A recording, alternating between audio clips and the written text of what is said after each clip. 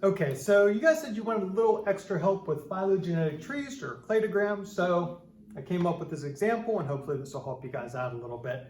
And I'm going to show you a little bit of a way to check yourself at the end, just to make sure you have everything in the correct line, okay?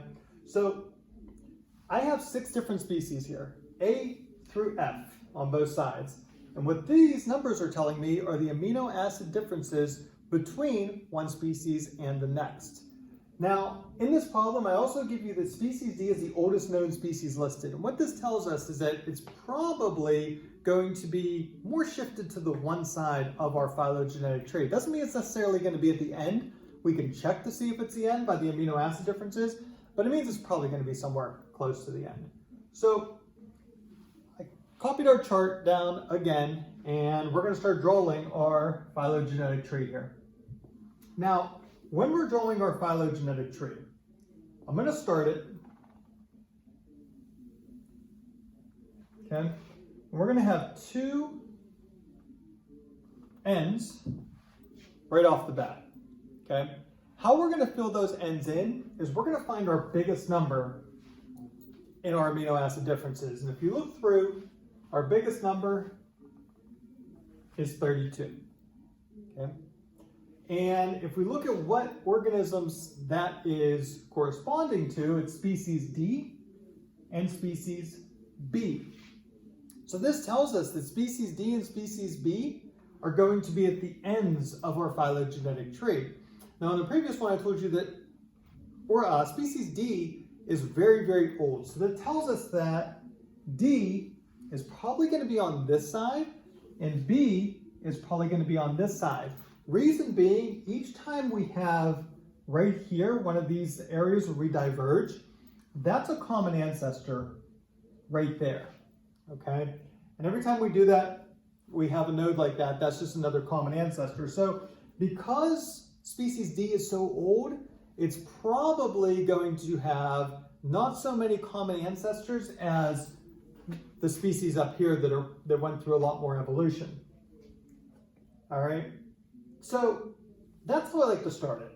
After that, I like to go with smaller numbers because I think it makes it easier. Now, I don't care what side you start on, but start with one of these letters, okay? Now, I'm going to start with B, and that's just my choice. You can start with D if you want. It doesn't matter which way you go. But I'm going to start with B, and I'm going to look over from B, okay? Between B and C, 9. We already did B and D, that's 32. B and E, 19. B and F is 2. And then the only one you got to remember, because we didn't fill this chart out all together, because it would be a mess of numbers, is A to B, okay, which is in another column. But regardless, out of all the ones that are B to another species, 2 is going to be our smallest amino acid difference. What this tells us is that whatever species that is that corresponds to the 2 is going to be very, very, very close to B. So I'm going to draw a little line coming off of that. And that amino acid difference of 2 corresponds to species F. So I'm going to put species F in there. So we now put F in, okay? So we did that one, we did that one. And now let's move on, okay? So I now have B, F, and D in. Again, it doesn't matter which way you guys go with this. You can now go start on the D side or start on the F side. Okay, I'm going to choose to start on the F here.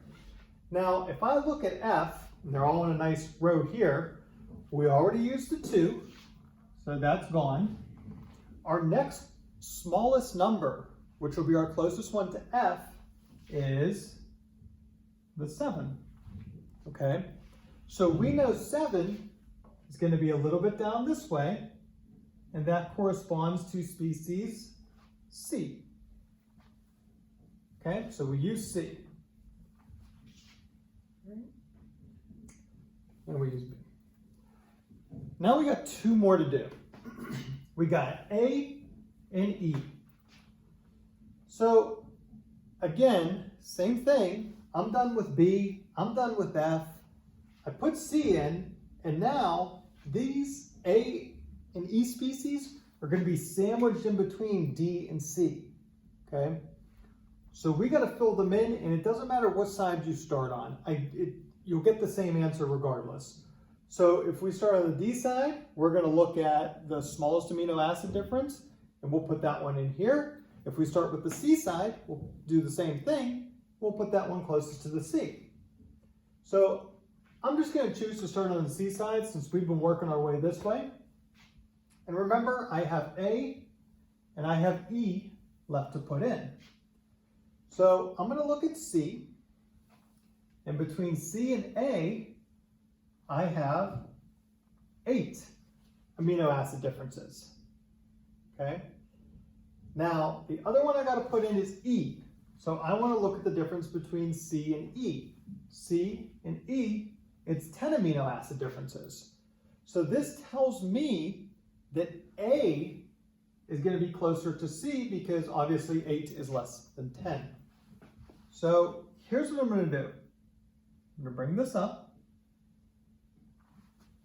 And one more thing I want to mention here is if you notice, 8 and 10 are really close together. So this tells us that I probably will have another common ancestor in between them because they are so closely related. So I'm going to draw a node here and add another common ancestor right here just because they're so close together. Again, A was closer to C, so I would put A on this side. And then a little bit over from that, closer to D, I would put our E. Now, a way to check yourself on this is let's start from the other side. Okay, if we wanted to use the D and see if E and A went, in that correct order, if I look at D, D to E, I have 13. If I'm correct, D to A better be a higher number than that 13 because if I'm going here to here, obviously it's a further distance than going here to here, okay? So I'm looking at D to A now. A to D, 15. It is a higher number. Furthermore, if you subtract them, 15 minus 13 is 2. Wouldn't you know that, hey, 10 minus 8, going the opposite direction from the C, is also 2, okay? So there is our phylogenetic tree. Oops. Hopefully this helped you guys out a little bit, gave you a good example. Again, this is making sure that we have everything in the correct order, all right? Start with your highest number, and that'll get you your end nodes. And also, as I mentioned before, each one of these here is a common ancestor, okay? Since all the lines come to the end, guys, okay, as we go up, that's kind of like time progressing. Since all of our lines, and I did my best to have them go, I know it's not a perfect line, but since they all go to the end, that means they're all extant organisms, meaning they're still living, and they're not extinct organisms. If I wanted to make one extinct, here's how I would do it. Let's say D is extinct.